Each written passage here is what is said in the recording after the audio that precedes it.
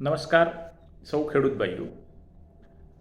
હમણાં 2 દિવસની અંદર ગુજરાતના મુખ્યમંત્રી પાલનપુર મુકામે વિકાસ કાર્યોના લોકાર્પણ માટે અને ખાતમુહૂર્ત માટે આવે છે.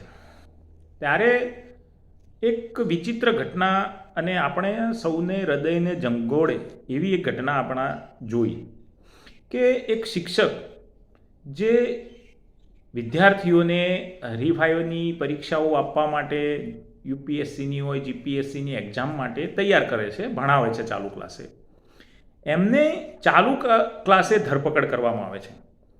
આ ધરપકડ એટલા માટે કરવામાં આવે છે કે એ શિક્ષક સરકારના વિવિધ કાર્યોમાં થતી ગેરરીતિ હોય, રસ્તાના કામમાં થતી ગેરરીતિ હોય, ગટરના કામમાં થતી ગેરરીતિ હોય, તળાવના કામમાં થતી ગેરરીતિ હોય, પાલનપુરના ટ્રાફિકના અંદર જે બેદરકારી હોય, આવા મુદ્દાઓને ઉજાગર કરે છે અને પબ્લિક સમક્ષ લાવે છે. એનો ગુનો આટલો જ છે. ત્યારે ચાલુ ક્લાસે એ શિક્ષક જ્યારે વિદ્યાર્થીઓને ભણાવી રહ્યા હોય છે ત્યારે એમની ધરપકડ થાય છે. આ ઘટના ખરેખર એક આમ આદમી માટે વિચારવા જેવી ઘટના છે કે શું આપણે આઝાદ છીએ? શું આ દેશ સ્વતંત્ર છે? આજે ભારતીય જનતા પાર્ટીની આ તાનાશાહી એ આ દેશને ગુલામી તરફ ધકેલી રહી છે.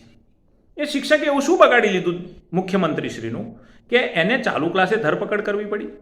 આ ફક્ત એ શિક્ષકનું નહીં, સમગ્ર શિક્ષણ જગતનું અને ગુજરાતની 6.5 કરોડ જનતાનું અપમાન છે કે તમે અમારું શું વખોડી લેશો? અમે ધારે એ દિવસે તમને તમારા ઘરેથી તમને ઉઠાઈ લઈશું, તમને જેલમાં નાખી દઈશું, તમે કશું નહીં કરી શકો. આ મેસેજ ભારતીય જનતા પાર્ટીની સરકાર આમ જનતાને આપી રહી છે કે જો તમે અમારી સામે અવાજ ઉઠાવશો તો અમે તમને ધરપકડ કરીને તમે ખોટા બી કેસમાં દાખલ કરી દઈશું.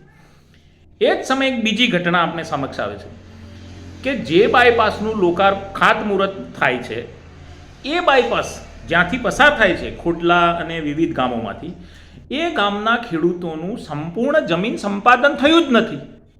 એમને પોતાની જમીનના જે ખરેખર વળતર મળવું જોઈતું હતું એ વળતર પણ ચૂકવ્યું નથી અને છતાં સરકાર એનું ખાતમુહૂર્ત કરી દે છે.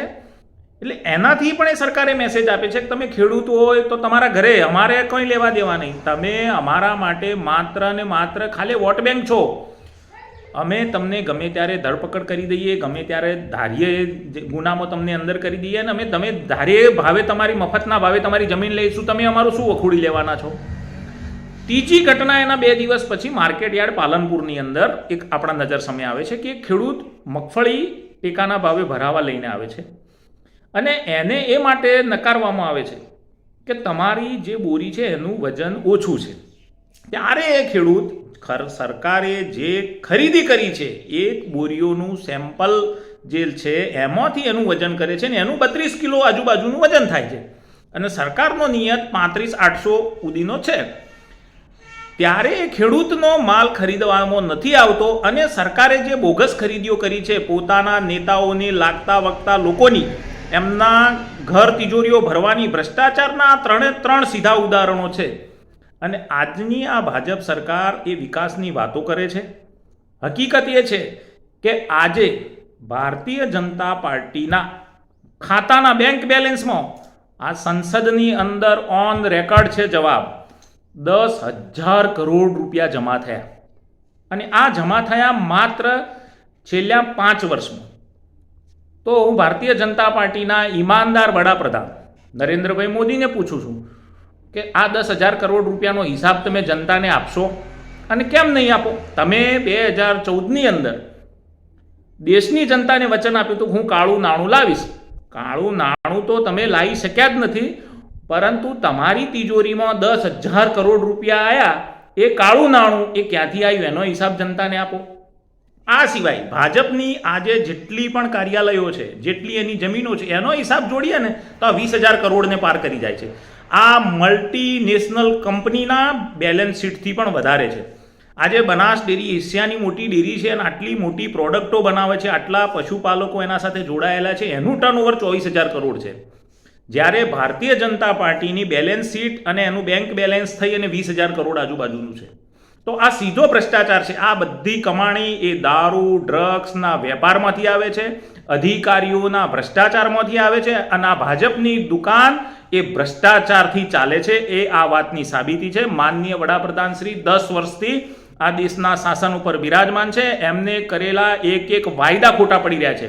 ખેડૂતોની આવક ડબલ કરવાનો એમનો વાયદો કરેલો હતો. આજે હકીકત એ છે કે ખેડૂતોની આવક ડબલ નહીં, અડધી થઈ ગઈ છે.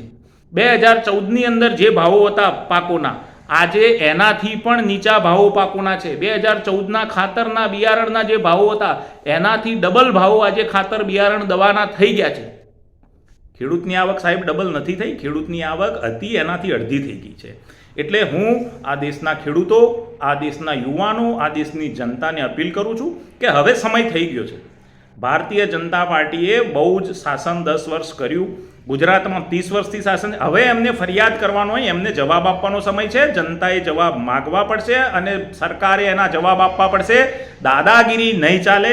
અને આ દાદાગીરીને વખોડવા માટે ગામે ગામ જાગૃત શિક્ષિત યુવાનોને હું અપીલ કરું છું કે આવો આપણે ભારતીય જનતા પાર્ટીની સામે એક મજબૂત સંગઠન ઊભું કરીએ, એક મજબૂત વિકલ્પ ભારતીય જનતા પાર્ટીની સામે ગુજરાતની જનતાને આપીએ. ગુજરાતની જનતા એના ઉપર ભરોસો કરે અને ગુજરાતની જનતાના ભરોસાને આપણે સાકાર કરીએ. અસ્તુ. ભારત માતા કી જય.